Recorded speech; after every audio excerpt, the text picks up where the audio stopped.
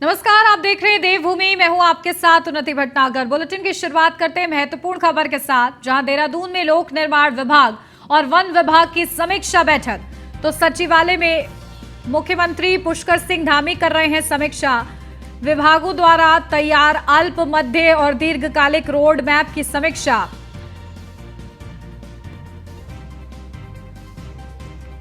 तो सशक्त उत्तराखंड 25 के लक्ष्य को हासिल करने पर भी मंथन।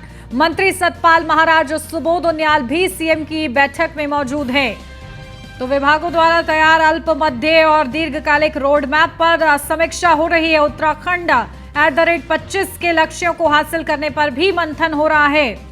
तो इसी के साथ मंत्री सतपाल महाराज और सुबोध उनियाल भी सीएम की इस बैठक में मौजूद हैं। तो सचिवालय में मुख्यमंत्री पुष्कर सिंह धामी समीक्षा, जहां विभागों द्वारा तैयार किए गए कई महत्वपूर्ण मुद्दों पर चर्चा की जा रही है। उत्तराखंड को सशक्त उत्तराखंड 25 तक बनाने का जो लक्ष्य निर्धारित किया गया है, उसी संबंध में चर्चा हो रही है। पूरा रोड मैप तैयार जो किया गया है, उसकी समीक्षा की जा रही है।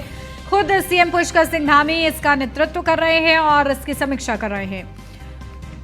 तो मंत्री सतपाल महाराज और सुबोध उनियाल भी सीएम धामी की इस बैठक में मौजूद हैं। अपडेट ले लेते हैं, हमारे ब्यूरो चीफ सुदीप जैन हमारे साथ जुड़ गए हैं। सुदीप, क्या कुछ अपडेट मिल रही है? देखिए, बड़ी चर्चा हो रही है, लक्ष्य है @25, उसको हासिल करने के लिए किस तरीके से रोड मैप बनाया गया है और उस रोड मैप पर किस तरीके से समीक्षा हो रही है, क्या अपडेट? जी देखिए, मुख्यमंत्री पुष्कर सिंह धामी अपने 2 कैबिनेट मंत्रियों और वरिष्ठ अफसरों के साथ सचिवालय में बैठक कर रहे हैं और ये बैठक अभी भी जारी है। जो उत्तराखंड @25 का मुख्यमंत्री का लक्ष्य है, उसमें सभी विभागों की जो बड़ी दीर्घकालिक योजनाएं हैं, उसमें सर्वाधिक फोकस रोजगार निर्माण और इंफ्रास्ट्रक्चर डेवलपमेंट पर अधिक किया गया है। आज वन और पीडब्ल्यूडी जैसे विभागों की समीक्षा है, पर्यटन जैसे विभागों की योजनाओं पर चर्चा हो रही है, क्योंकि ये दोनों मंत्री मुख्यमंत्री के साथ मौजूद हैं। आज अफसरों ने जो अपना प्रेजेंटेशन तैयार किया है, उसको भी मुख्यमंत्री के सामने प्रेजेंट किया जा रहा है और मुख्यमंत्री बिंदुवार योजनाओं पर चर्चा कर रहे हैं कि नई योजनाओं के लिए बजट की व्यवस्था क्या होगी और होने वाले खर्च को कैसे मीट आउट किया जाएगा। इस प्रकार की चर्चाएं अभी मुख्यमंत्री कर रहे हैं अपने अफसरों और अपनी टीम कैबिनेट के साथ। अभी भी ये बैठक सचिवालय में जारी है। बिल्कुल, देखिए, बड़ी चर्चा हो रही है इस बैठक में और जिस तरीके से आपने मुद्दे भी बताए हैं कि खास तौर से फोकस किस तरीके से किया जा रहा है। फिलहाल प्राथमिकता सरकार किसको देती हुई नजर आएगी, सुदीप? जी देखिए, सरकार की सबसे पहली प्राथमिकता रोजगार और इंफ्रास्ट्रक्चर डेवलपमेंट का है, क्योंकि मुख्यमंत्री पुष्कर सिंह धामी की पहल पर ग्लोबल इन्वेस्टर समिट होने जा रहा है और सचिव उद्योग विनय शंकर पांडे पहले ही कह चुके हैं कि जब मेगा इवेंट होगा, जिस दिन प्रधानमंत्री नरेंद्र मोदी होंगे उत्तराखंड में, उस दिन सिर्फ MOU ट्रांसफर नहीं होंगे, योजनाओं की ग्राउंडिंग दिखेगी। यानी यदि मान लीजिए कोई प्रोजेक्ट लग रहा है तो उसका नक्शा पास है, वहाँ बैरिकेडिंग हो चुकी है, शुरुआती चीज़ें NOC क्लियर हो गई हैं, यानी अब सीधे काम होना है। एक MOU होता है जिसमें कंपनी ने अपनी इच्छा जाहिर की कि वो इंडस्ट्री में कोई पैसे लगाना चाहता है, निर्माण करना चाहता है, और उसने एक चिट्ठी दी, राज्य सरकार ने उसको अपना प्रतिपत्र दे दिया, यानी काउंटर लेटर दे दिया। तो ये व्यवस्था नहीं होगी। मुख्यमंत्री चाहते हैं कि निजी सेक्टर में भी रोजगार के अवसर बढ़े और जो कई ऐसे क्षेत्र हैं, जैसे सितारगंज में पराग फार्म के पास एक बड़ा स्कीम राज्य सरकार लेकर आ रही है। राजधानी देहरादून के रायपुर का जो विधानसभा का क्षेत्र है, जहाँ किसी भी नए निर्माण नक्शा पास पर रोक लगाई गई है, वहाँ सेंट्रल विस्टा की तरह 6000 करोड़ रुपए का प्रोजेक्ट प्रस्तावित है। तो ये मुख्यमंत्री के कुछ बड़े ड्रीम हैं जिस पर वो काम कर रहे हैं। बिल्कुल ठीक है सुदीप, आप बने रहिए हमारे साथ। लौटती हूँ आपके पास ज्यादा जानकारी के लिए। और अब बात करते हैं राज्य आंदोलनकारियों के प्रदर्शन की, जहां अपनी विभिन्न मांगों को लेकर बड़ी संख्या में राज्य आंदोलनकारियों ने आज सीएम आवास कूच करने का प्रयास किया। राज्य आंदोलनकारियों का कहना है कि वे 10 सालों में अपनी मांगों को लेकर आंदोलनरत हैं, लेकिन सरकार ध्यान नहीं दे रही है। खासतौर पर जो 10% क्षैतिज आरक्षण की मांग है, ये लोग कई वक्त से कर रहे हैं, वह भी अभी तक पूरी नहीं हो पाई है, जिसके चलते आंदोलनकारी काफी गुस्से में आक्रोशित भी नजर आ रहे हैं।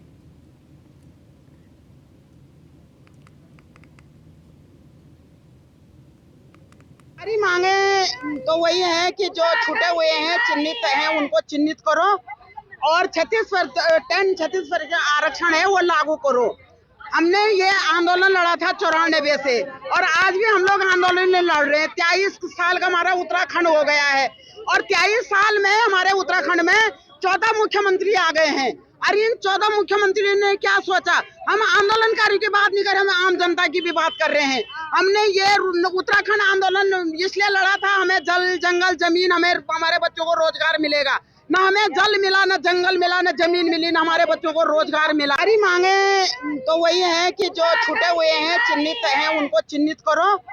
और देखिए, उत्तराखंड राज्यानुकारी तमाम पिछले विगत 23 वर्षों से जो है राज्य हितों को लेकर लड़ते रहे हैं, जो भी जनहित से जुड़े हुए मुद्दे हैं, और अपने भी जो राज्य अनुकारी की जो मांगे हैं उनको लेके भी लगातार संघर्षरत रहे हैं। उसमें चाहे वो चिन्हीकरण का मामला हो, चाहे वो 10% क्षतिपूर्ति आरक्षण का मामला हो, चाहे वो सम्मान पेंशन का मामला हो, तमाम हमारी जो वेलफेयर की जो चीजें हैं उनको लेके हम लोग लामबंद रहे हैं। 2011 के बाद जो चिन्हीकरण जो जिस तरीके से होना चाहिए था, 2011 के बाद वैसा चिन्हीकरण नहीं किया। 13 के 13 जिलाधिकारियों ने जो भी शासन आदेश निकले उनका परिपालन ठीक से नहीं किया और 10% क्षतिपूर्ति आरक्षण के लिए 26 अगस्त 2013 से और 26 अगस्त 2023 आने वाली है। इन 10 वर्षों में जो पुनर्बहाली उस 10% क्षतिपूर्ति आरक्षण की होनी चाहिए थी वो अभी नहीं हुई है। देखिए, उत्तराखंड राज्यानुकारी तो राज्य आंदोलनकारी लगातार अपनी मांगों को लेकर डटे हुए हैं। अपडेट लेते ब्यूरो चीफ बने हुए हमारे साथ सुदीप। देखिए किस तरीके से प्रदर्शन किया गया है, लंबे समय से जो मांग है उसको पूरा करने के लिए कहा जा रहा है, लेकिन कोई सुनवाई नहीं हो रही है, इसलिए सीएम आवास का कूच करना पड़ा है। क्या कुछ अपडेट मिल रही है? जी देखिए, ऐसा नहीं है कि कोई सुनवाई नहीं हो रही है। जहां तक 10% क्षतिपूर्ति आरक्षण की बात है तो राज्य सरकार की एक स्पेशलाइज्ड कमेटी बनी थी जिसने इसे मंजूरी दे दी है और कैबिनेट से निर्णय हो चुका है। आंदोलनकारियों का कहना है कि यदि राज्य सरकार निर्णय ले चुकी है तो उसकी सूचना या आदेश क्यों नहीं जारी हो रहा है। ये बात उनकी भी सही है क्योंकि इसमें थोड़ा समय लग रहा है। हमारे जानकार ये बताते हैं कि कुछ तकनीकी कारणों से इसमें विलम्ब हो रहा है और मुख्यमंत्री ने भी इस विषय की पत्रावली तलब की है। क्योंकि ये विषय चूक क्षतिपूर्ति आरक्षण का है तो पत्रावली सरकार से राजभवन जानी और राजभवन से मंजूरी आनी है। कुछ तकनीकी कुछ विधिक दिक्कतें होती हैं जिनको दूर किया जाता है, परंतु राज्य आंदोलनकारियों की भी बात जायज है कि लंबे अरसे से इस मसले पर निर्णय आखिर क्यों नहीं हो पा रहा है। मुख्यमंत्री पुष्कर सिंह धामी के ही समय में जब वो मुख्यमंत्री थे तब ये विषय आया था और जब वो दोबारा सत्ता में आए उन्होंने इस विषय को गंभीरता से लिया और इस पर राज्य सरकार निर्णय ले चुकी है।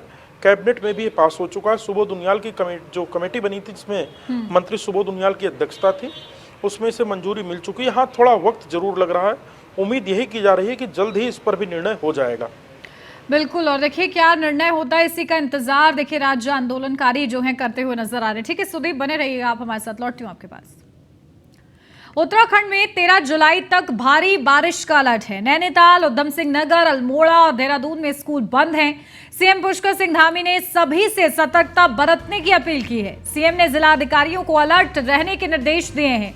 मूसलाधार बारिश के बाद राज्य भर में 171 सड़कें बंद हैं, तो 100 से अधिक जेसीबी और पोकलैंड सड़क खोलने में लगी हुई हैं।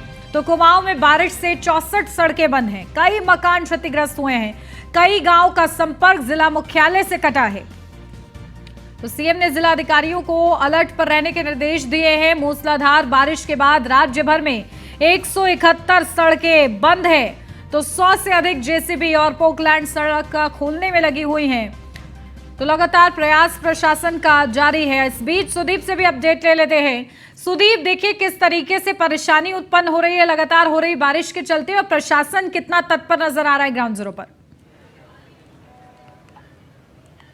जी बिल्कुल, प्रशासन पूरी तरह एक्टिव है, मुस्तैद है। बद्रीनाथ राजमार्ग बार बार बंद हो रहा है। पिथौरागढ़ में धारचूला को जाने वाले मार्ग पर भी मलबा आया है, वो फिलहाल बंद है।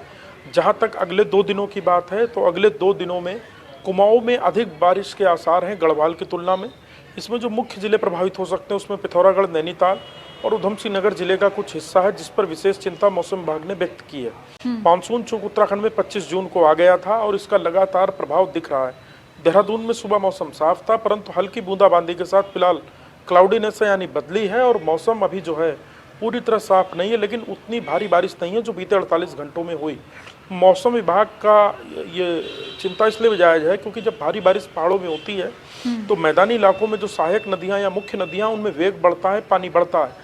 इसी तरीके से गंगा जी पर भी निगाह रखी जा रही है। गंगा का जल स्तर बढ़ा हुआ है और रात में जो वाहन केदारनाथ को जाते थे उनको 8 बजे रात से सुबह 5 बजे तक रोक दिया गया है, ताकि रात में बारिश होने पर, रास्ता बंद होने पर कोई हादसा ना हो। हमने बीते दिनों देखा, 2 दिनों पूर्व, कि मुनकी रेती के पास कांवड़ियों से भरा एक वाहन नदी में गिरा, जिसमें 3 लोग बचाए गए और 3 की डेड बॉडी बरामद की गई है। तो ये भी एक चिंता का प्रश्न है, क्योंकि पहाड़ों में इस समय सफ़र जो है काफ़ी खतरनाक है। बिल्कुल। और देखिए, सड़कें भी बंद हैं, तो उनको खोलने का किस तरीके से प्रयास हो रहा है, क्योंकि इसकी वजह से आवागमन बाधित हो रहा है। क्या उसके लिए प्रशासन कोशिश कर रहा है? देखिए, जेसीबी और पोकलैंड मशीनों के साथ साथ मैनुअली भी सड़क खोलने के प्रयास किए जा रहे हैं। कई मुख्य सड़कें बंद हैं तो कई संपर्क मार्ग बंद हैं। संपर्क मार्ग जो बंद हैं उनकी संख्या मुख्य सड़कों की तुलना में कहीं ज़्यादा है। तो जैसे ही कई दफ़ा कुछ स्थानों पर समस्या ये भी आ रही है कि कुछ स्थानों पर यदि सड़कें खोली गई तो ऊपर पहाड़ से दोबारा मलबा आने के कारण वो बंद हो जा रही है, और इतने सीमित संसाधनों में काम करना भी किसी चुनौती से प्रशासन के लिए कम नहीं है। बिल्कुल। तो देखिए, प्रशासन इसे चुनौती समझते हुए लगातार तत्पर नजर आ रहा है, और ऐसे में उम्मीद है कि जल्द से जल्द ये रास्ते खुले। ठीक है, बहुत शुक्रिया आपका सुदीप, तमाम जानकारी के लिए। कुमाऊं में लगातार बारिश के कारण टनकपुर पिथौरागढ़ मार्ग कुछ स्थानों पर बाधित हो गया है। प्रशासन की ओर से NH 9 को ऑल वेदर रोड पर मलबा बोल्डर हटाने का कार्य जारी है, तो वहीं मार्ग बाधित होने से लोगों को परेशानियों का सामना करना पड़ रहा है। इस मार्ग से सबसे ज्यादा आवाजाही होती है। लगातार मार्ग बंद होने से वाहन रास्ते में फंस रहे हैं। वहीं लैंडस्लाइड से धारचूला और तवा घाट हाईवे भी पूरी तरह से बंद है। सड़क पर पहाड़ का बड़ा हिस्सा गिर गया है। तो कुमाऊं में लगातार बारिश जो है मुसीबत बनी हुई है, और इस वजह से जहां लोग परेशान हो रहे हैं क्योंकि मार्ग बाधित हो रहा है, तो कई ऐसे वाहन हैं जो फंस रहे हैं बीच में ही, तो वहीं कई लोगों को आवागमन करने में परेशानी हो रही है। तो मलबा और बोल्डर गिरने की वजह से ये बंद हुआ है। अपडेट ले लेते हैं, हमारे ब्यूरो चीफ सुदीप जैन हमारे साथ जुड़ गए हैं। सुदीप, देखिए किस तरीके से लगातार मार्ग बाधित हो रहे हैं, कोशिशों में प्रशासन जुटा हुआ है, लेकिन जो वाहन फंस रहे हैं उनको किस तरीके से निकालने का प्रयास हो रहा है? जी देखिए, यदि मार्ग बंद है तो वाहन जो फंसे हुए हैं वो भी तभी निकल पाएंगे जब मार्ग खुलेगा। पुलिस प्रशासन मौसम अलर्ट के आधार पर, और यदि आगे कहीं मार्ग बंद है तो लोगों को पहले ही विभिन्न स्थानों पर रोकता है। जैसे यदि कोई केदारनाथ जा रहा है तो उसे रुद्रप्रयाग, श्रीनगर और चौरास परिसर के निकट रोका जाता है, क्योंकि वहाँ बड़ा खुला स्पेस भी है और वहाँ व्यवस्थाएं भी हैं। पहाड़ में सीमित संसाधन है और छोटा मार्ग है, जबकि संख्या अधिक है। हालांकि 4 धाम यात्रा में बीते दिनों की तुलना में मानसून सीजन में काफ़ी गिरावट आई है, काफ़ी इनकी संख्या कम हुई है। इस समय अधिक संख्या कांवड़ यात्रा की है, जो हरिद्वार से लेकर नीलकंठ तक कांवड़ यात्री शिव भक्त आ रहे हैं, और पंचक समाप्त होने के बाद आज से इनकी संख्या 2 गुनी हो जाएगी। और अब डाक कांवड़ का सिलसिला शुरू होगा। बहुत बड़ी बड़ी डाक कांवड़ निकलेगी। ये तो मैदानी जिलों की स्थिति है। पर्वतीय जिलों में भी करीब कमोबेश यही स्थिति है, परंतु मार्ग बंद होने के कारण समस्या ये है भी एक बहुत बड़ी है कि मार्ग जिस तुलना में बंद हो रहे हैं उस तुलना में संसाधन कम है। जेसीबी, पोकलैंड जैसी मशीनें कम हैं, थोड़ा स्टाफ की कमी, इस वजह से दिक्कत आ रही है। परंतु प्रयास यही है मुख्यमंत्री पुष्कर सिंह धामी के निर्देशों पर प्रशासन का कि जल्द से जल्द रास्तों को खोला जाए। पिथौरागढ़ जिले के ही चलगांव की हमने तस्वीर देखी थी, जहां बादल फटा था अभी 2 दिनों पूर्व, और अब ये तवा घाट को जाने वाला रास्ता बंद हुआ है। ये बहुत इंपॉर्टेंट सड़क है, ये बॉर्डर की सड़क है और आगे ये चाइना को जाती है। लिहाजा प्रशासन का भी फोकस है कि इन प्रमुख सड़कों को, मार्गों को खोला जाए। बिल्कुल। और देखिए सुदीप, लगातार बारिश भी हो रही है, इस वजह से भी प्रशासन के लिए और ज्यादा चुनौतीपूर्ण हो गया है। करीब कितना वक्त लग सकता है, क्योंकि बताया जा रहा है बारिश अभी होती रहेगी, 13 जुलाई तक के लिए अलर्ट किया गया है भारी बारिश को लेकर खासतौर से, तो ऐसे में कितना वक्त लग सकता है मार्गों को खोलने में? देखिए, इसका कोई समय नियत नहीं है, क्योंकि कई दफा मार्ग खुलने के साथ ही बंद भी हो जाते हैं।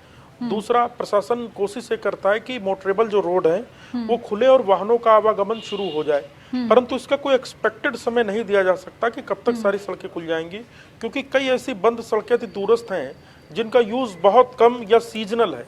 पहाड़ के कई स्थान ऐसे जहाँ ऊंचाई पर लोग 6 माह गर्मियों में रहते हैं और 6 माह सर्दियों के वजह समय पर नीचे आ जाते हैं, तो इसलिए प्रशासन उन सड़कों को लेकर बहुत अधिक चिंतित भी नहीं है।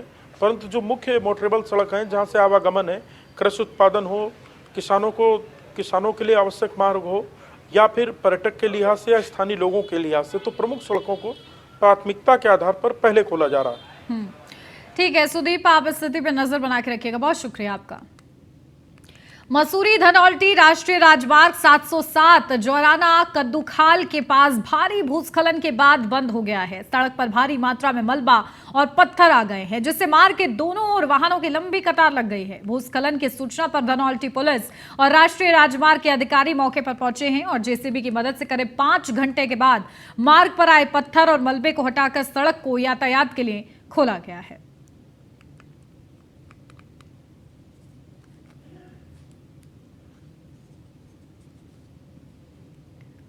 पौड़ी के यमकेश्वर विधानसभा के नीलकंठ मेला क्षेत्र से व्यवस्थाओं का जायजा लेने के बाद मुख्यालय वापस लौटते समय ऑल वेदर रोड में ऋषिकेश देवप्रयाग के बीच NH 58 पर चट्टान के टूटने से सड़क पर आए मलबे से सड़क जाम होने के चलते डीएम डॉक्टर आशीष चौहान रास्ते में ही फंस गए। इस दौरान उन्हें अन्य राहगीरों के साथ सड़क पर पड़े मलबे को हटाए जाने का इंतजार करना पड़ा।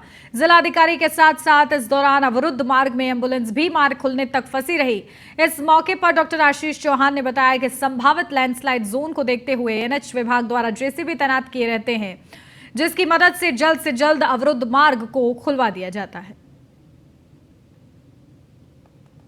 तरीके के स्ट्रेटेजिक पॉइंट्स जो होते हैं लैंडस्लाइड प्रोन जोन, उनमें हम अपनी जेसीबीज और अर्थ मूविंग मशीन्स को डिप्लॉय करके रखते हैं। तो सिमिलरली अभी भी जैसा एक जेसीबी काम कर रही है तो प्रॉम्प्ट एक्शन करते हुए एनएचए से खुलवाने की कोशिश कर रहा है। तो यही हमारे अरेंजमेंट्स रहते हैं ताकि बिना किसी परेशानी के हम यात्रियों को या यातायात को सुचारू कर सकें। जो भी लैंडस्लाइडिंग जोन होते हैं वहाँ हम मेनली अपने जेसीबी डिप्लॉय करते हैं और क्रॉनिक लैंडस्लाइड पॉइंट पे हमारे वॉचर्स और ट्रैफिक रेगुलेशन के लिए पुलिस रहती, जैसे शिरोबगढ़ या लामबगढ़ जैसे जो एरिया हैं। तो इसी लाइन पे अभी जो कंडीशन है। देहरादून जिले के डाक पत्थर में यमुना पुल नंबर 1 में नदी का जलस्तर बढ़ने से नदी के बीच बने टापू पर कुछ लोग फंस गए, जिसकी सूचना पर एसडीआरएफ की रेस्क्यू टीम ने सभी को रेस्क्यू किया। बता दें कि सभी लोग रात में नदी का जलस्तर अत्यधिक बढ़ जाने के कारण नदी में बने टापू में फंस गए। एसडीआरएफ रेस्क्यू टीम ने कुल 12 लोगों को सकुशल निकालकर सुरक्षित स्थान पर पहुंचाया। सुरक्षित निकाले जाने पर सभी ने एसडीआरएफ और स्थानीय पुलिस का धन्यवाद दिया है।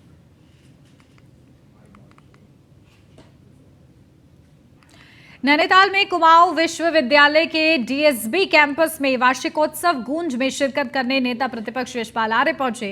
इस दौरान यशपाल आर्य ने कहा कि देश का युवा हमारा वर्तमान और भविष्य है। इतिहास गवाह है कि युवाओं ने क्रांतिकारी परिवर्तन करने के साथ ही देश को नई ऊंचाइयों पर पहुंचाया है।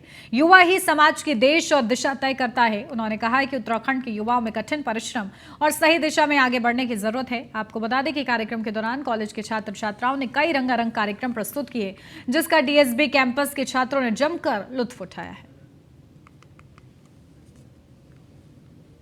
तो हमारा भविष्य भी है, वर्तमान भी है और हमेशा युवाओं ने क्रांतिकारी परिवर्तन किए हैं, समाज को बदला है, देश को बदला है और आज जरूरत भी है नौजवानों को आगे आने की और एक सही दिशा चुनने की।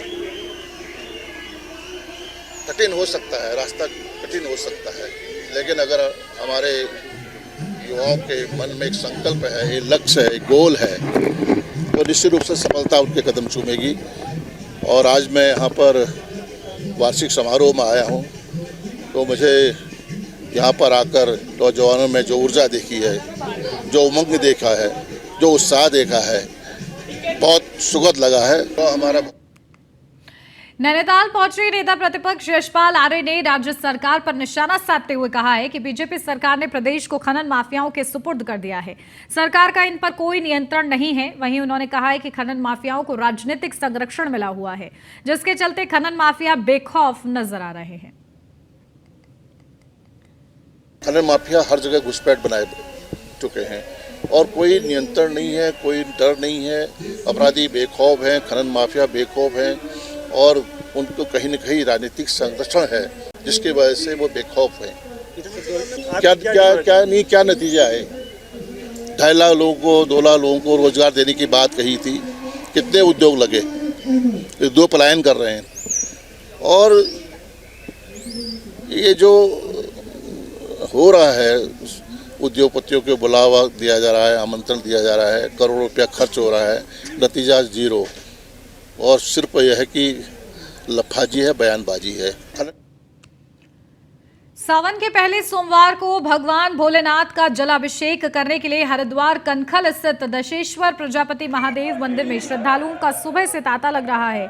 तो हरिद्वार कनखल स्थित दशेश्वर प्रजापति महादेव मंदिर को भगवान शिव का ससुराल भी माना जाता है। माना जाता है कि सावन के महीने में भगवान शंकर अपने ससुराल में रहते हैं और यहीं से सृष्टि का संचालन करते हैं। मान्यता है कि सावन के सोमवार को यहां भगवान शंकर का जलाभिषेक करने से सभी मनोकामनाएं पूरी होती हैं। इसलिए सावन के पहले सोमवार को लेकर मंदिरों में श्रद्धालु सुबह से ही लाइन में लगे दिखाई दिए।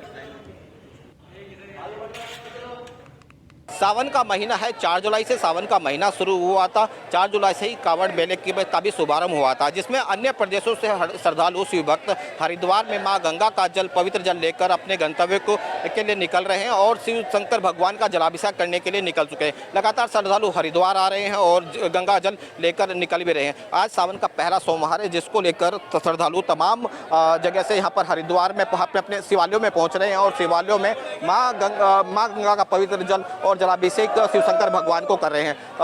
को जलाभिषेक करने के लिए यहाँ लंबी लंबी कतारों में अपनी बारी का इंतजार कर रहे हैं। क्या नाम है आपका? सचिन जी। सचिन, पहला सोमवार है, क्या मन में कामना लेकर यहाँ? सारी कामनाएं लेकर आ रहे हैं जी। काफी दूर से आए हैं श्रद्धालु, अब अपना वो कर रहे हैं, भगवान श्री शिव चरणों में अपनी अरदास लगा रहे हैं। सभी की मनोकामना भोला बाबा पूरी कर रहे हैं, यही अरदास लेके आए हुए हैं। कहाँ से आए हो आप? मैं जी पानीपत से आया हूँ। कावड़ उठाई है आपने? नहीं, अभी नहीं आया, अभी कल आए हैं। मंगलवार को कावड़ उठाएंगे शाम के टाइम, तो अपना स्थान पर जल्दी से जल्द पहुँचेंगे। बिल्कुल, श्रद्धालु सुबह से ही लंबी लंबी लाइनों में अपनी बारी का इंतजार कर रहे हैं और अपने आराध्य देव श्री शंकर भगवान का जलाभिषेक करने के लिए लंबी कतारों में खड़े हैं। सावन का महीना है। देहरादून में पुलिस ने लाखों की ऑनलाइन धोखाधड़ी को अंजाम देने वाले 2 शातिर को अरेस्ट किया है। दोनों आरोपी लुधियाना के हैं, जिन्होंने लोगों को पैसे का लालच देकर उनके अकाउंट खुलवाए और उनके इनएक्टिव बैंक अकाउंट्स में लाखों के ट्रांजैक्शन की। मामले का खुलासा तब हुआ जब देहरादून के ही निजी बैंक शाखा प्रबंधन ने पुलिस को लाखों की ट्रांजैक्शन की सूचना दी, जिसके बाद पुलिस मामले की इन्वेस्टिगेशन में जुटी और मामले का खुलासा हुआ। वहीं एसएसपी देहरादून ने बताया कि आरोपी बेहद शातिर है, जिनसे पूछताछ की जा रही है। जल्द ही नाइजीरियन गिरोह का खुलासा किया जाएगा।